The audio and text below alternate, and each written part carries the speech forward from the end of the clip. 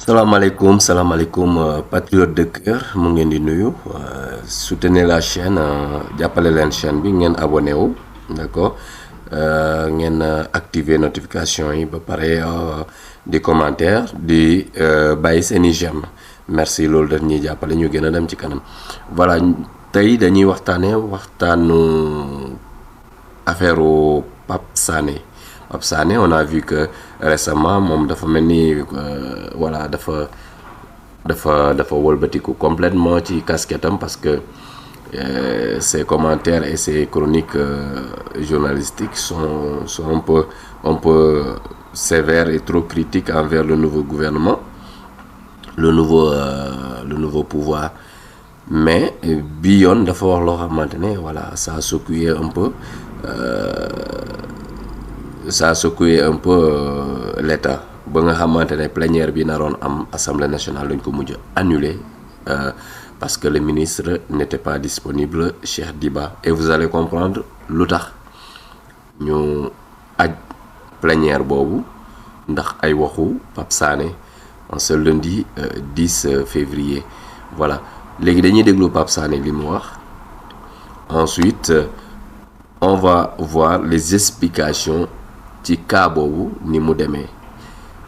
et restez jusqu'à la fin vous allez comprendre comment ça s'est passé ak njumte bi Pape Sané def ba mu jural ñu voilà plénière boo xamante ne dañ ko waroon a def ñu mujj ko annuler. am na fi benn homme d'affaires benn banque lu fëgg fii 8 milliards. banque bi ñu def ko benn virement bi jógee BIDC banque CEDEAO. may wax monsieur le dit je suis à la télé je suis à l'aise pour en parler virement bi jógee BIDC ñu war ko fay xaalis. banque bii mu fëggoon 8 milliards yi banque bi na tël 6 milliards yi téye ko un ministre moo woo banque bi ne ko non bàyyi leen ko mu fayee ko xaalis bi man maa ngi signé ak moom benn convention. banque boobu subaa bu ñu déggee ni banque bi daanu na ministre boobu sa responsabilité est impliquée au premier chef homme d'affaires boobu sa responsabilité est impliquée. Le ministre actuel. Ah bon? Actuel. Ah bon? waaw. waaw Ba gars yi duñ la wóolu. nañ ma woo. Papa wóolu na boppam li mu wax nii. ñëw toog ci. actuel. non j'ai dit actuel nañ ma woo. li ma wax lu leer nañ la. actuel. waaw. jommi naa. aja bokk. mu ngi noonu ah. non xaaral dem Pape kii c'est sama grand la te bëgg muy gars yi yóbbu ko fii. waaye bu ñu ma yóbbu damay dem uyu ji damay uyu ji li ma yore ci firnde rek ma tegal leen ko. li ma yore ci firnde ma tegal leen ko lu leer laa la wax. dama jàpp ne dafa juum bu rëy. ci oui ci li nga xam ne ni moom la wax. et d'ailleurs moom si boppam bu ñu gisee publication bi mu mujjee def di nga comprendre que am na njuumte par rapport ak li mu wax c'est-à-dire fait yi muy wax fait yu am la waaye peut-être ni mu ko expliquer la demeewul noonu wala boog mu am benn xeetu exagération ci ni nga xam ne ni noonu la ko expliquer et mbir moomu defe naa ne du sax lu siiwul woon peut-être nit ñi yëg war nañ ko yëg parce que presse bi yàgg na traité lu jëm ci mbir moomu. li xew mooy ni ci pôle urbain bu Diamniadio liggéey bi nga xam ni dafa waroon jëm ci voirie yi et réseaux divers dañu defoon ab appel d'offre boo xamante ne nii lu toll ci 9 entreprises dañu bokkoon ci ñi nga xam ne nii tey dañoo soumissionné woon par la suite ñu daal di tànn Ecotra nag du woon moom kase mais dafa collaboré woon ak ay allemand ci mbir moomu donc ci 9 yi nga xamante ne nii ñoom ñoo bëggoon liggéey marché boobu noonu Ecotra moom moo gagné marché bi loolu c'était en 2017 ci la mbir mi tàmbali woon ci liggéeyu pôle urbain bu Diamniadio DGPU délégation générale à la promotion des pôles urbains moom moo defoon appel d'offre boobu 2017 boobu la ñu daal di defoon appel d'offre bi Ecotra boobu ak Ecotra Tobé ngay gis ci marché bi ñoom ñoo daal di gagné boobu marché léegi bi ñu ko gagné c'est-à-dire conditions yi nga xam ne moom moo waroon tax Ecotra gagné ko daf si bokkoon tey jii mën a am financement bu ñu doxalee projet bi. waaw ci loolu Ecotra réussir am financement bi nga xam ne moom moo waroon financer projet bi et foofu ci jamono boobu moo tax ñuy wax scandale am na mais scandale sous l'ère Macky Sall c'est-à-dire bi mu réussir dajale financement bi nga xamante ne nii moom moo waroon financer liggéey boobu dafa am détournement d'objectif bu ci am c'est-à-dire xaalis bi nga xam ne moom la Ecotra waroon wéyal projet boobu noonu ci compte état lañ koy dugal ñu daal di détourner xaalis boobu daal di ko yóbbu feneen c'est-à-dire détournement d'objectif xaalis bi ñu waroon defee projet boobu noonu ñu yóbbu ko feneen. léegi loolu nag créé benn dommage ci côté ki nga xam ne moom moo di ci côté Ecotra mooy yow yaa dem wuti sa financement ngir sa liggéey état jël xaalis bi nga xam ne moom nga waroon liggéey yóbbu ko feneen léegi loolu day créé benn vide looloo indi benn retard ci liggéey bi nga xam ne moom moo waroon am ci pôle urbain bu Diamniadio léegi régime bii nii ñoom ñëw. Ils ont hérité de ce problème-là bi ñu hérité ci problème boobu noonu mais liggéey boobu lu ñu war a àggali la ñoom bi ñu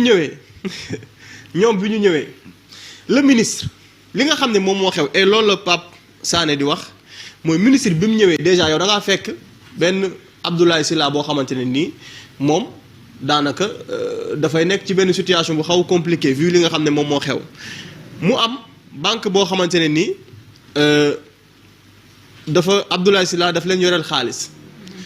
Abdoulaye Sylla war a fay banque bi liggéey bi c'est-à-dire Abdoulaye Sylla war a liggéeyal état ci lu jëm ci pôle urbain boobu noonu maanaam xaalis ba fa waroon dem moom la détournement d'objectif boobu am donc état war a fay Abdoulaye Sylla war a fay banque bi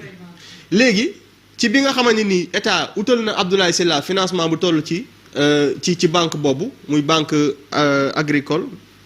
de développement agricole léegi ñoom ñu ne Abdoulaye Sylla daf leen yoreel 7 milliards donc ñoom dañoo bloqué ay compte Abdoulaye Sylla le ministre daal di fexe ba mu am une convention boo xamante ne ni lan la mooy ñoom dañuy fexe ba garantir ñu teggi li nga xam ne moom la ñu bloqué compte bu Abdoulaye Sylla pour que ñu mën a continuer lu jëm ci liggéey bi maanaam état moom mooy garantir wala ministre bi mooy garantir ni man maa war a fay Abdoulaye Sylla xaalis te li ma ko war a fay dinaa fexe ba su ma ko fayee moom mu fay la yow sa 7 milliards yi mu la yoreel donc mën ngaa débloquer ay comptam loolu ministre bi def te loolu jàpp naa ne amul dara loo xam ne ni scandale la ci mooy kii def maa war a liggéeyal waaye yow boo bloqué ay comptam du ma mën a liggéeyal léegi man maay garantir yow débloquer ay comptam parce que moom liggéey bii man war naa ko see verser xaalis te li ma ko siy verser dinaa fexe ba loolu noonu 7 milliards yi nga xam ne moom la yoreel mu mën la ko see fay. donc ci loolu mu am une convention boo xam ne ni am na si convention bi day dox entre le ministre Cheikh Diba ak Abdoulaye Sylla Ecotra ak banque bi mooy kii yoreel na la waaye man bu ma ko fayee mu fay la donc loolu moom moo si am léegi nag moom ni nga xam ne ni noonu la ko expliquer c'est-à-dire pour man dafa am rek yenn mot de trop yoo xam ne moom la utiliser parce que boo nee diw dafa dóor banque bi nit ñi dégg-dégg bi ñu ci am wala boo ko décrire mbir mi comme si benn. dafa fëgg voilà boo yuuxoo scandale nit ñi dañuy jàpp ne lu rëy la mais jàpp naa ne loolu amul dara lu si doy waar mooy war naa fay nit donc tey toj-toj yu nga xam ne nii régime ba le passé dañ ko fi def ñii dañ koy hérité et bu ñu ñëwee dañu xool naka la ñuy def pour décanter situation boobu quoi qu'on puisse dire kii. si appel d'offre la gagné marché boobu noonu war kaa doxal boobu ba léegi imagine boobu ba léegi liggéey boobu noonu mënut a àgg et ñoom bu ñu bëggee mbir mi àgg am na loo xamante ne ni moom moo siy doon seen taxawaay. def nañ ci liñ ci mën et que comme niñ ko defee ci convention bi état du Sénégal bu débloqué xaalis ngir jox ko Abdoulaye Sylla la mu yoreel banque mu mën ko def donc am na noo ko expliqué ne wuy dafa woo banque bi ne leen voilà léegi bàyyi leen ay comptam dafa am beneen dégg-dégg bu ci sénégalais yi am et li may wax nii même moom ci. publication bi mu def démb boo ko xoolee di nga xam ne moom comprendre na ni dafa juum. parce que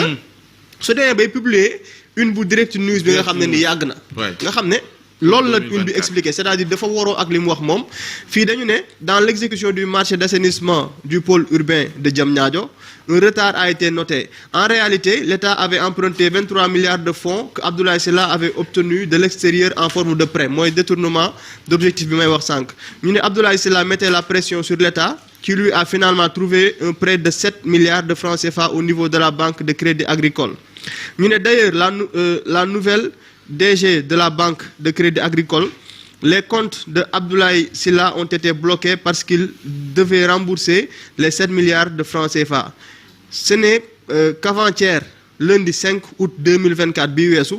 que le ministre des Finances a trouvé une solution et finalement une convention a été signée.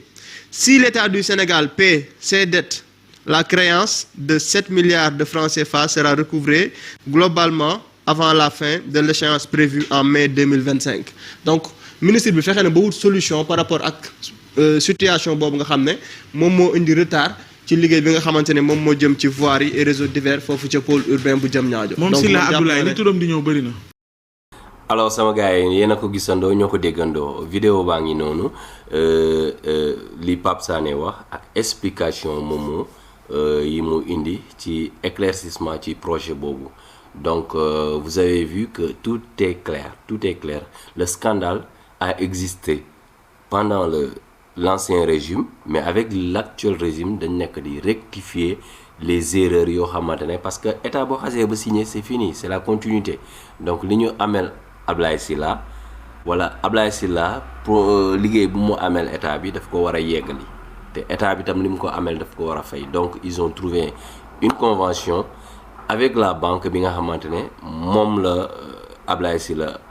abonne prêt te banque bi bloqué ko donc c'est normal que ñu trouver benn solution à cela et que ñu avancer donc Pape Sané je ne sais pas si c'est de bonne foi ou de mauvaise foi je ne sais pas si c'était une erreur de sa part ou une manipulation lu ci mënti xew avec sa convocation bu ñu paree procès verbal bi après dinañ xam li gën a leer quoi et que genre erreur yi ñu éviter ko surtout vous êtes les anciens les plus ñi ñu foog ni ñeen a gën a baax ci journalistes yi parce que am ngeen expérience mais bu dee benn xale bu